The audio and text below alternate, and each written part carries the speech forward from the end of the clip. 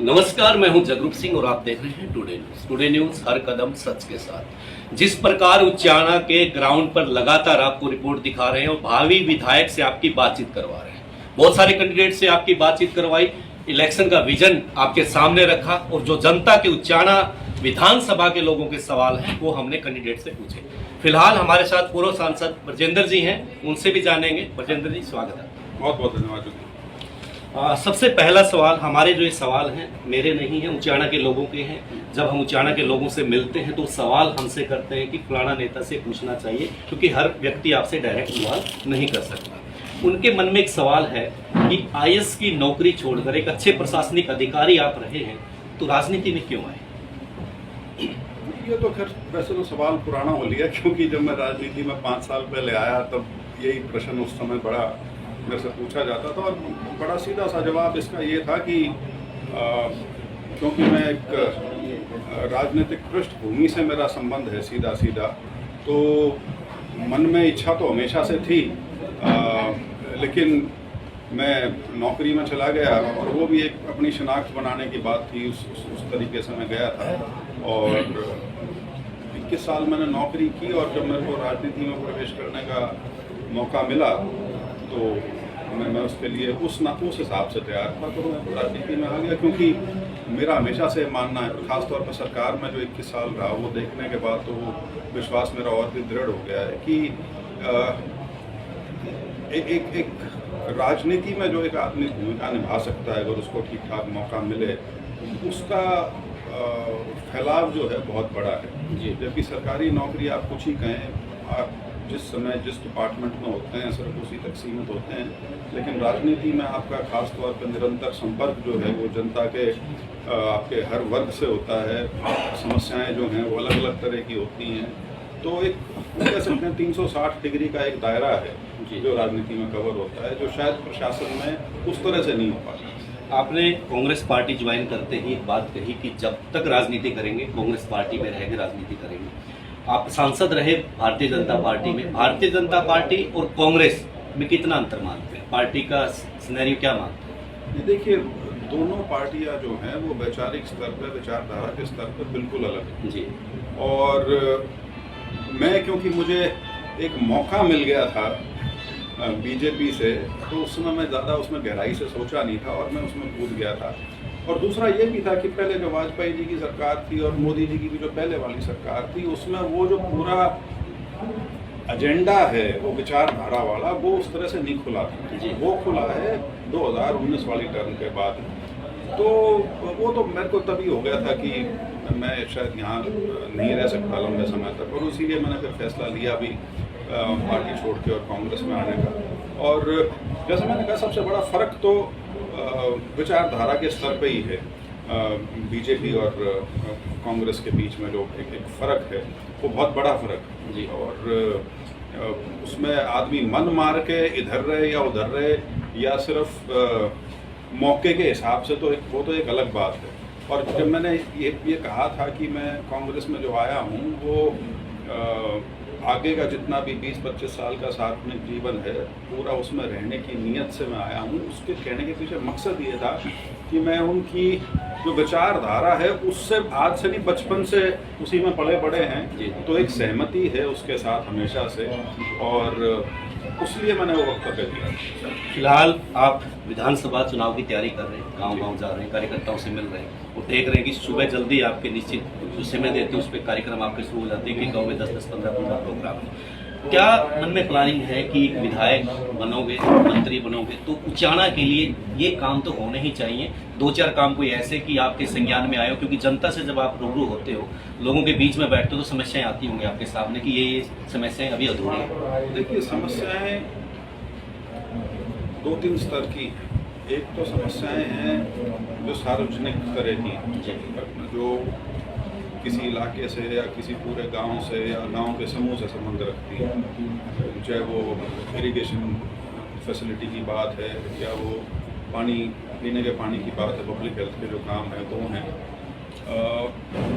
या और जो मेरा अपना मानना है कि वो सिर्फ उचाना नहीं है, पूरा जो हमारा आसपास का इलाका है इसमें सबसे बड़ी कमी जो बैठी हुई है वो ये है कि यहाँ किसी प्रकार का कृषि के अलावा रोजगार का कोई साधन नहीं है यहाँ पर। कोई इंडस्ट्रियल हब किसी तरह का नहीं भी बना। बांगर बैठ हाँ, और दुर्भाग्य इसलिए है क्योंकि मेरे ख्याल से रोड कनेक्टिविटी का जहाँ तक सवाल है, जितना अच्छे तरीके से ये इलाका कनेक्टेड है, क्योंकि हरियाणा के करीब करीब मध्य में पड़ता है, तो हर तरफ की रोड यहाँ से निकलने लग रही है, चाहे वो 152 हो, चाहे वो अभी जम्मू कटरा बन रही है वो हो, चाहे वो सिरसा से और अम्बाला वाली सड़क हो, हर सड़क जो है वो यहाँ से निकल के जाती है। तो यहाँ पे संभावना बहुत है इंडस्ट्री को स्थापित करने की, लेकिन आज तक शायद इसके ऊपर उस सीरियसनेस से सरकार के स्तर पर काम नहीं हुआ।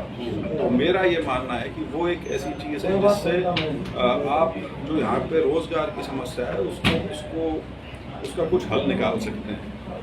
दूसरा, जैसे मैंने पानी का जिक्र किया, उसके अलावा जो कृषि है, कृषि यहाँ बहुत इलाके में, क्योंकि पानी अच्छा लग गया, बहुत बेहतर हुई है पिछले कई दशकों में, लेकिन वो अब अपने उसको अंग्रेजी में कहते हैं ना, प्लेटो करनी शुरू हो गई है, और जो आपकी होल्डिंग है वो छोटी होती जा रही है। और यहाँ पे जो समस्या कल तक दूसरे जिलों में थी या पंजाब में थी, वो अब यहाँ भी आनी शुरू हो गई है। जो बच्चे कानूनी गैर कानूनी तरीके से विदेश की ओर पलायन जो हो रहा है, उसका मेन कारण ये है कि कृषि में संभावनाएं उनको नज़र आती नहीं, सरकारी स्तर पर नौकरियां बहुत कम हैं, तो बाहर जाने का एक रास्ता लोगों ने जो पकड़ा है। तो इन चीज़ों को यदि रोकना है, इनको एड्रेस करना है, तो उसके लिए बहुत ज़रूरी है रोज़गार का साधन यहाँ पे तैयार किया जा सके। और ये मैंने कहा है, तो सार्वजनिक स्तर की बातें हुई, लोकल पे आ जाओगे तो हर घर में विषय तो वही है कि जवान बच्चे हैं, रोजगार नहीं है, तो वो उस तरह की चीज़ें तो हैं ही सारी की सारी। राजेंद्र जी, उचाना से कांग्रेस पार्टी से और भी साथी तैयारी कर रहे हैं, 2-4 साथी और तैयारी कर रहे हैं, उनसे मेरी बातचीत हुई। कुछ साथी कहते हैं पार्टी ने टिकट दी तो चुनाव लड़ेंगे, नहीं तो जिस भी साथी को टिकट मिली उसका सहयोग करेंगे। तो आप भी मैदान में हैं, जाहिर सी बात है आप भी पैनल पे हैं, तो ये 2-4 कैंडिडेट अगर मान लो निर्दलीय खड़े हो जाते हैं तो कांग्रेस पार्टी को नुकसान होगा?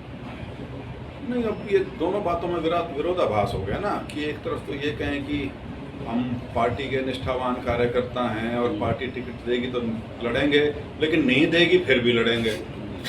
तो फिर तो मतलब मंशा यही है कि पार्टी के प्रति वो निष्ठा वाली बात नहीं है कि चुनाव लड़ना है महत्वाकांक्षा अपनी पूरी करने के लिए। लेकिन वो ठीक है, मैं उसको गलत भी नहीं मानता, क्योंकि आदमी राजनीति में जो है वो कुछ ना कुछ तो अपना टारगेट लेके चलता ही है, तो उस नाते ठीक है। बाकी देखिए, असेंबली का चुनाव कभी भी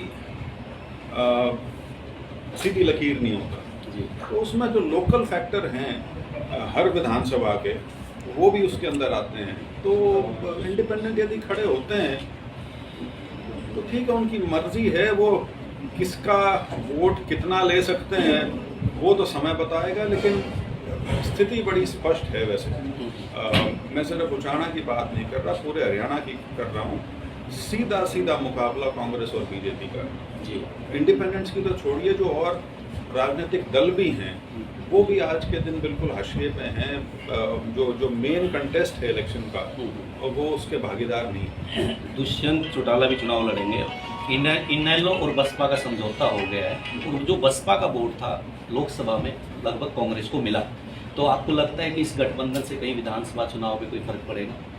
देखिए, ये वही मैंने कहा, ये कोशिशें हैं उन दलों की जो बिल्कुल हाशिए पे चले गए, और वो हाशिए पे पहले तो इसलिए गए कि पारिवारिक विवाद से पार्टी का विभाजन हो गया। पार्टी का वो धड़ा जो सत्ता के साथ आया, वो लोगों में इतना ज़्यादा बदनाम हो गया कि अब कहीं खड़े होने की जगह नहीं बची। इसीलिए मैंने कहा, जो आज तक कुछ साल पहले तक जो बड़े प्रभावशाली राजनीतिक दल था हरियाणा में, वो दुर्भाग्यवश आज के दिन सीन में नहीं है।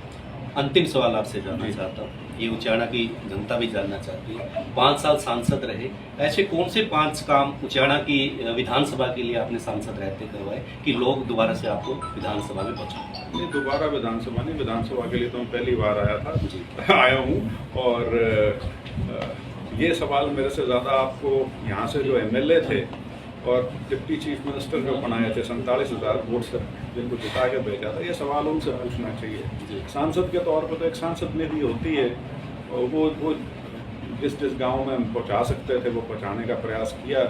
और उसके अलावा जो सरकारी स्कीमों के जो पैसे आते हैं उसमें भी वैसे तो एमएलए को ज़्यादा तरजीह रहती है, लेकिन जितना हमारे बाटा आया उसका हमने प्रयास किया कि उसका अच्छे तरीके से उसका आवंटन किया जा सके।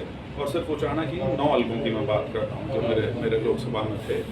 हाँ, यदि आप अदरवाइज बात करें, यदि आपने कंपैरिजन ही करना है तो आप तुलना कीजिए 2014 से 2019 में जो काम हुए और 2019 से 2024 में जो काम हुए, आपको जवाब अपने आप मिल जाएगा। जो काम 2014 से 19 में हुए, जिनमें जो कसर बची थी, इन 5 साल में मौजूदा जो यहाँ के विधायक थे, जो डिप्टी चीफ मिनिस्टर थे, वो भी पूरे नहीं कर पाए। यहाँ तक कि पेगा का ड्राइविंग स्कूल, ये एक बड़ा बहुत मेहनत करके इसको यहाँ पे लाया गया था, क्योंकि अदरवाइज उसके नॉर्म के हिसाब से वो शहर के आसपास होना चाहिए था।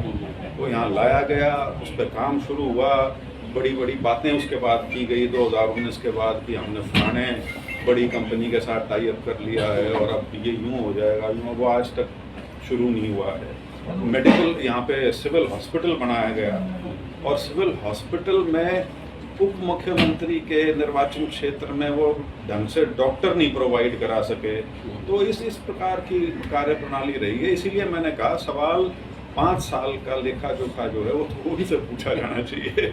चलो, कुशल प्रशासनिक अधिकारी रहते कुशल नेता भी बन गए हैं विजेंद्र सिंह, और ऐसे ही बेबाकी के साथ सवालों के जवाब दिए और उचाना के गांव-गांव जा रहे हैं और जन संवाद कर रहे हैं, अपने कार्यकर्ताओं से मिल रहे हैं। बाकी उचाना की जनता ने तय करना है अगला विधायक कौन होगा। टुडे न्यूज के लिए जय।